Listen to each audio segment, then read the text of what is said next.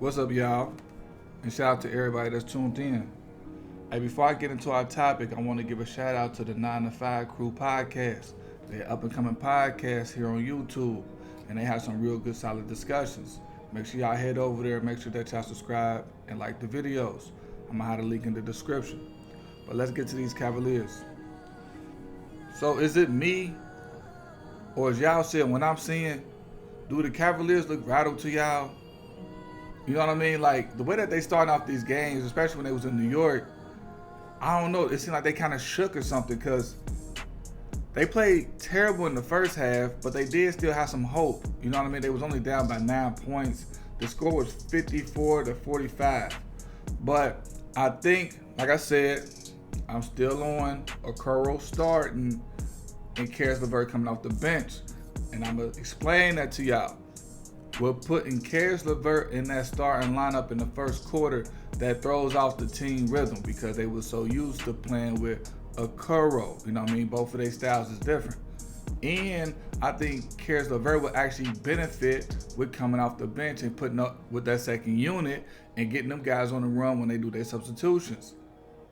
But let's take a look. I'm going to just go to the numbers. The numbers do not lie about this. So in the first half, like I said, they started LeVert again. So Karis LeVert, he went 1 from 3 from the field, and he was 1 for 2 from the 3. He had 6 points. Isaac Okoro, he came off the bench. He was 3 for 5 from the field. He was 1 from 3 from the 3, and he had 7 points. Like I said, you want to keep your rhythm going. You want to keep that continuity that they had, especially when they had that game when they blew them out. They should have never changed it up. Like I said, that kind of threw out their rhythm. And I didn't like the way that Darius Garland started off the game. Like, he just taking jump shots. He really wasn't trying to get his teammates involved. He was 1 for 5 with 2 points in the first half. Then Donovan Mitchell, he was trying to do something, but I kind of felt like he was doing a little too much. And I felt like that's what led to them turnovers because he did have 9 points, but he had 5 turnovers to go along with those 9 points. Evan Mobley, he started great. In my opinion, he started this game off good. He had a solid game. First half, he was playing good defense because he was checking Randall. He had good defense that he was doing. And he was being a little bit more aggressive. He did have 10 points. He was 4 for 6 from the field. I have no idea what Jared Allen is out there doing. He's in La La Land. I'm not sure what he's doing. All I see him doing is looking around in the air. He's missing assignments. He's not boxing out. He's going to have to get it together, you know what I'm saying? Because if they want to win, they put themselves in a deep hole right now. But if they want to try to at least like force a comeback or something, Jared Allen going to have to be more involved, and he's going to have to want to be involved. I just see him helping everybody up off the ground, to be honest with you. That's all I see. So, but the second half, the start of the second half, they started playing the way that I was saying they should have played. Like, Darius Garland got to be a playmaker. He was getting those shots open because they was getting the Knicks caught up in those pick and rolls. He was dishing it off to his teammates. He was hitting open jump shots. The game was coming easy. That's how they had that comeback, and they was actually up in the lead. And then I don't know what happened from there. I know Tom Thibodeau made a great move by sitting Julius Randle because he wasn't doing nothing for him, to be honest with you. Julius Randle was not doing anything. Like in the first half, he had 7 points on 3 for 10 shooting. He was 0 for 4 from the 3. I don't know why Julius Randle keeps trying to shoot threes. Who told Julius Randle he can shoot? If I ain't mistaken, I think he was in a 3-point contest. Who told him to do that? You know what I mean? Somebody need to, hey, we need you to use your body. We need you to be big down low. We need you to be a force, but don't force shot. Let the game come to you. And if, you know what I'm saying, they send them double teams at you, start making plays for your teammates. But another shocker was that, so the Cavaliers, they end up getting up and then they forgot what they did to take the lead. And then I just started to see more one-on-one basketball. Evan Mobley ended up getting in foul trouble. He had 1 foul in the first half. Then he ended up fouling out the game in the second half. Like, he picked up about 3 quick fouls. Mitchell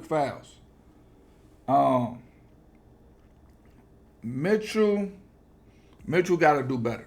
I don't think Mitchell caught that flight. I don't think that's Donovan Mitchell. That's not the Donovan Mitchell I've been seeing all year.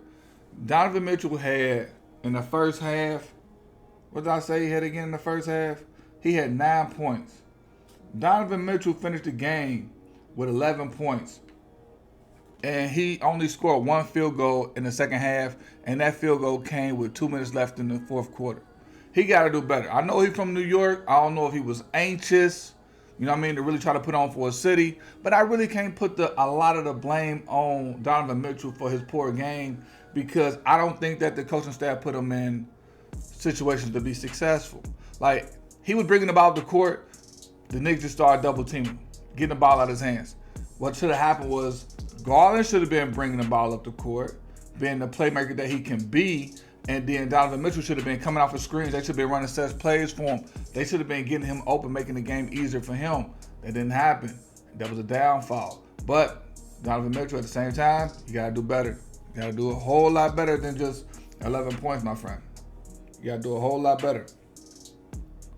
Another thing that I was surprised about was they let R.J. Barrett get off on them. They let R.J. Barrett dominate the game. R.J. Barrett finished the game with 26 points. He was 9 from 18 from the field. And he was 0 from 6 from 3. So I didn't understand. A lot of times they was doing these hard closeout on him like he can shoot. I will bait him to shoot the ball. He wasn't making no threes. He was 0 from 6. You got to bait him to shoot the ball. They was doing these hard closeouts. He was just blowing bound, getting in ones. They got to do better. And then the two players who did a lot of things that didn't show up in that stat sheet is, what's his name, Hartenstein. He was making real big plays. He was in good defensive position. He was getting blocks. He was disrupting the offense. He really stepped up in that second half. He was a difference maker. Him and Mitchell Robinson. Mitchell Robinson had 12 points and 11 rebounds. And 7 of those rebounds was offensive. 7 offensive rebounds from one person. And then, they was giving Brunson too much space. Brunson ended the game with 29 points, 6 rebounds, 6 assists, while shooting 11 from 22 from the field, and he was 5 for 9 from the 3. They was giving him too much space, and Josh Hart was the X factor. You know what I mean? He came, he did his role. He was active. That's what I'm gonna say. He was active. He was also giving buckets too, but he was active. But the Cavaliers just kind of played soft to me, like they was rattled. They got 2 about 7-footers, and they got out rebounded 33-47. Come on now. They had 33 rebounds to the Knicks 47. That's unacceptable. That can't happen. That's terrible. Like, I know that they go back to Cleveland. I want them guys. They shouldn't be talking on the plane. Not at all. They shouldn't be talking. Can't be doing that. But enough about these Cavs. I want to ask y'all something. Let's talk about the Lakers. No, we're going to focus on. Let's talk about LeBron James and the Dillon Brooks matchup that everybody was kind of hyped about. What did y'all think about that? Let me know y'all thoughts about that in the comments below, because I ain't get to see the game, but I did look at the box score, so I ain't gonna really talk much about it. But LeBron James kind of built up this thing like he's about to have a Jordan-esque type of game. Like, I don't want to talk about it. I'm here to play ball. Like, I'm here to take care of business. And then before the game, he went over there to talk to Brooks. Like, okay, like, from what I was seeing, like, okay, yeah, LeBron about to pop off on something. You know what I mean? We about to get that vintage LeBron, boy. Man. So this y'all king, huh? This y'all king. LeBron had 25 points, and it took him 20 shots to get it. I mean, it is good. It was solid. He was 10 for 20. But as I was saying before, this team only go as far as Anthony Davis take this team. Anthony Davis did finish the game with 31 points and 17 rebounds. I'm going to leave it at that. You know what I mean? But I want to know y'all thoughts about that. Leave it in the comments below. Also, I want to know y'all thoughts about the series that I had talked about at first, the Knicks and the Cavaliers. Let me know about that. You know what I mean? And stay tuned, because I'm also gonna be doing the series of the Lakers and the Memphis Grizzlies for tomorrow. So until next time, let's roll.